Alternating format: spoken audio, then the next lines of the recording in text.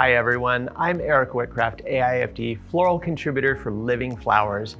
And today I'm going to share with you how you can incorporate some wonderful living houseplants, some spectacular cut tropical flowers, and some locally sourced mosses to create a very dramatic design. To begin this design, I'm utilizing a sort of stylized metal bowl that comes on this metal stand, as well as a tapered square copper tray. I've simply taken 2 bricks of the Smithers Oasis floral foam pre-soaked with floral preservative and scored the bottom so they fit nicely in the bottom of this tapered square container. On top of that, I've pushed down this stylized bowl into the foam, and from there I've anchored all sorts of little chunks and sections of the dogwood branches. These are dried dogwood branches, lichen on them. So I've anchored them to the bowl using some bind wire in dark brown and crisscrossing them all across to create a visual texture. Next, I'm lining the inside of the bowl with this fresh sphagnum moss that's native to our Northwest region.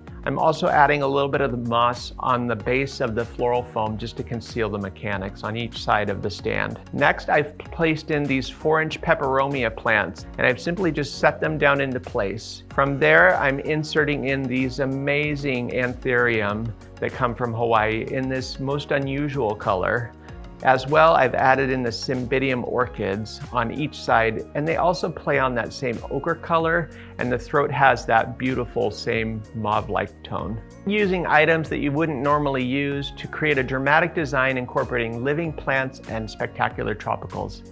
Thanks so much for watching today. I hope I've inspired you, and I hope to see you again soon. Take care. Bye-bye.